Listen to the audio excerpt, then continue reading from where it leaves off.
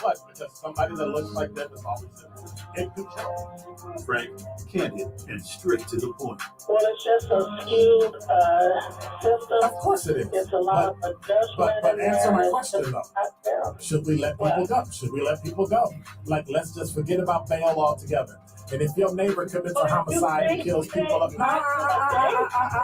if you kill people and they next to you and you just... I think they're out of them in the studio. I asked Tommy for some. I said they're going to order them, but that was like a month or so ago. So I'll bring it back up. It might take a minute. Candid and straight to the point. This is the best radio show in the state of Wisconsin. Truth in the Afternoon with Dr. Ken Harris on 101.7 The Truth and The Truth app. Now, he's the mayor of the city of Milwaukee. He's a young man. Give him a chance. I only complain about things that I care about.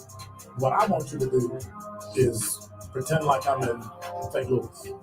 And all I'm asking the mayor and the common council president and the common council, show me. Now, live from the American Family Insurance Studio at the Avenue in the heart of downtown Milwaukee, here is Dr. Ken Harris.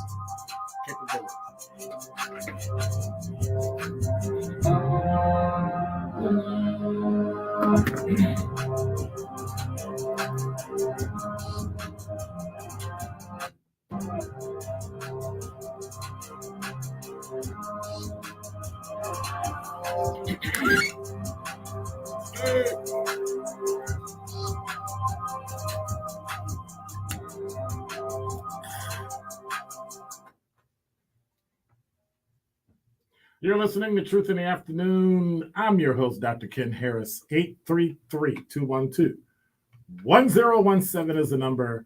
Yay, it's Monday. It was a great weekend, but today was a terrible day. I was late everywhere I went, starting with this morning. I missed an appointment, and I was like, and my day just went straight down. And I was like, are you kidding me? Nothing on my calendars, all of them. Now, I have ADHD. So I put everything on my personal calendar, my backup calendar, my work calendar, and my other work calendar. Nothing.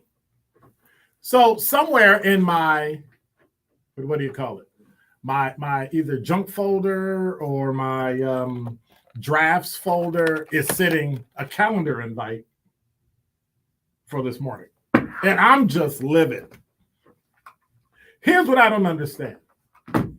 Why do people send, this isn't my topic right now, but why do people send emails when they want to have a meeting?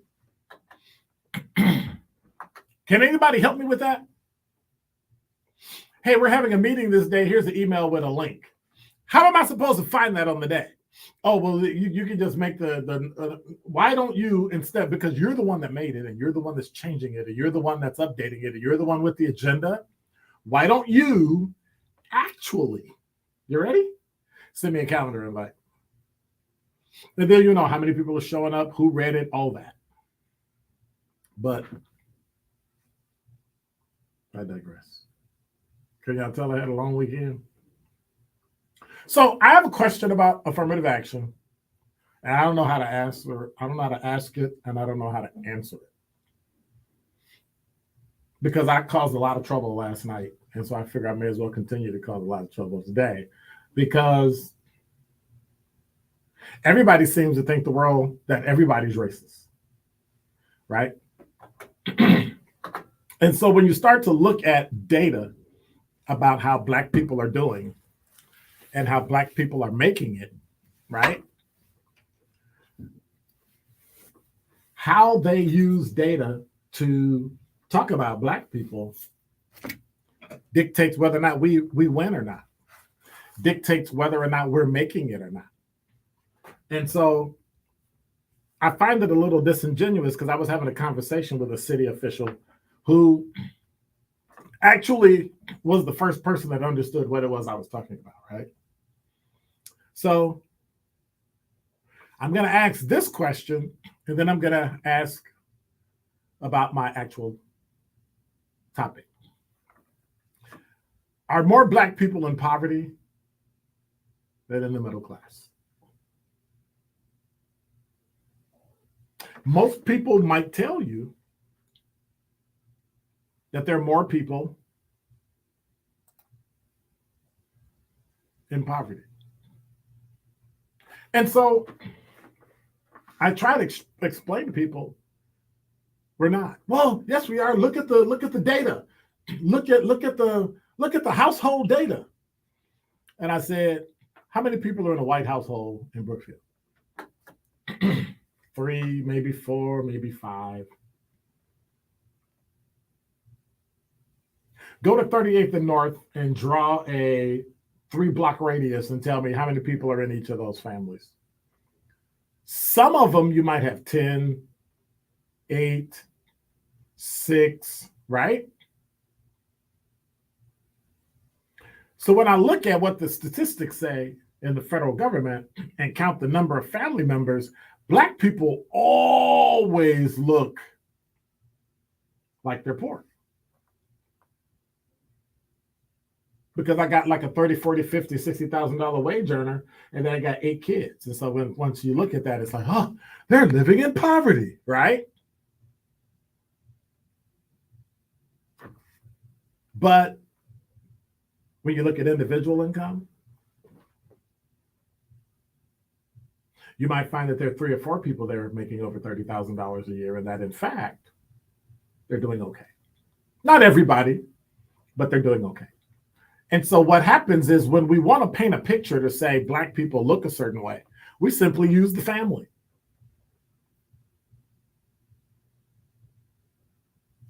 Again, white people in legislatures choose what lens to look through to make them look great and you not so much. We use the family. The problem is if you use that same measure and go to Appalachia, parts of New Jersey, Delaware, Maryland, right? You go in those little poor parts, and all of a sudden you're going to find that white people are far worse off than we are. And the problem with that is when you start to look at people individually, you will find there's a significant number of Black people that graduated from high school, that are working, started their own businesses, all those things. That's why we have to be careful when we look at this thing called affirmative action. What exactly are you talking about when you say we need affirmative action? When Black people had better families, better homes, better income, and rose from poverty to middle class and upper middle class faster in the 40s, 50s, and 60s than we did in the 70s, 80s, and 90s, that's a problem. That right there is a problem. But yet that's exactly what happened. Intact homes, graduation rate from high school, jobs, entrepreneur, all those things grew at a significantly faster rate. And so the problem comes when we hit the 60s and we started talking about affirmative action. Somebody forgot to define, was it equal opportunity or equal action? See, today we look at it as equal action, right? When we look at it as equal action, it's a you hire them, you hire them. But there's a component missing. And so then I had to ask myself, well, who takes credit for Black success? Do I, the individual? When we, unfortunately, in my point of view, we unfortunately have a contingent of people in the Black community that look at ourselves as a collective, which then dilutes, right? We're our own worst enemy, dilutes the strength and the power that we have because you're trying to make everybody the same. So who takes credit for Black success? 40s, 50s, and 60s, when we had a foot on our neck, we actually were making it pretty decent. It was tough. Jim Crow. I mean, do whites take credit? I don't know. What about politicians? They started kicking around, and John F. Kennedy is the first president to have coined the term affirmative action. Do politicians take credit? I don't know. But before John F. Kennedy stuck his finger in the mix, in the punch bowl, we were starting to hold our own, have our own, and be our own. Was it perfect? Oh my gosh, no. We needed some form of affirmative action to move through the 60s because of the terror and the killings and the lynchings. But then do we let anti-poverty groups take credit when we still have poverty? And when we talk about equal opportunity versus equal action, if we go with equal action, the NBA will have to open up and let Jewish and Asian athletes in. And people said, oh, well, that's not true. They have an opportunity. I said, okay, watch this. Show me one Jewish or Asian superstar in the NBA. Show me one in the NFL. That's not a negative. Is that opportunity or action? I think it's opportunity. And I think that's what affirmative action was meant to push. Equal opportunity. Because if we stick with equal opportunity, it doesn't matter where you went to school. It doesn't matter if your school took the 99th percentile in math and this school took the 89th percentile. In the end, like everything in life, eventually, just like 5 years out of school when everything starts to flatten out, it's only going to come down to one thing that's going to make you successful. And that is capability. And that is Dr. Ken's Truth on the new 1017 The Truth. This is 1017 The Truth, Dr. Ken Harris, and I am Milwaukee. Truth in the Afternoon is a platform where you and I can share our love, our lives, and our journey together. That is why, as a fan, your perspective is key. Join the home of Milwaukee's realest conversations where you can speak your truth. We are the new 1017 The Truth. Milwaukee Black Talk. Hardworking family businesses, ambitious entrepreneurs, relationship builders, job creators, businesses like yours are the heart of Wisconsin and Wisconsin Economic Development Corporation lives to help you realize your vision. Join us for Marketplace Wisconsin, the Governor's Conference on Diverse Business Development, held December 6th and 7th at the Baird Convention Center, downtown Milwaukee, virtually on the 5th. Presented by WEDC. Marketplace Wisconsin is for minority, women, LGBTQ+, veteran-owned, and small businesses to network, explore government contracting, and grow. You keep our state moving with construction, janitorial services, logistics, and transportation, technology, medical services, and much more. The Wisconsin Economic Development Corporation wants to help propel your success. Join us at Marketplace Wisconsin, the Governor's Conference on Diverse Business Development, December 6th and 7th. Register for Marketplace Wisconsin by going to marketplacewisconsin.com. Let's move forward together. Wisconsin is as hard-working of a place as you'll ever find. There's a sense of pride, community, and work ethic that's second to none. People here are tough, but even the toughest among us need help after a serious accident. At Ruber's offices, we won't stop fighting for you and your family. We've been here and will continue to be here for as long as you need us.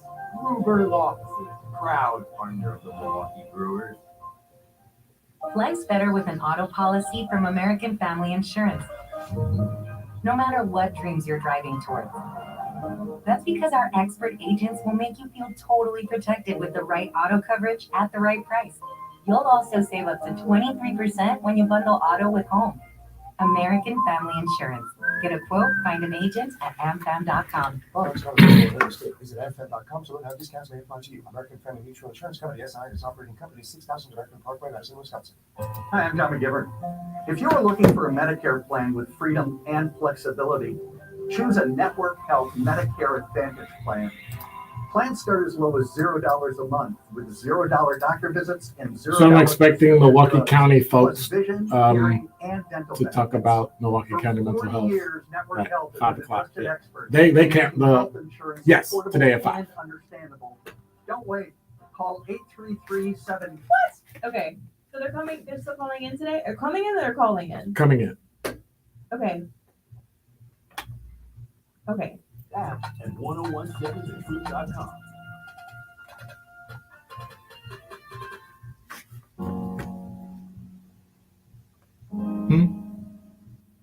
What?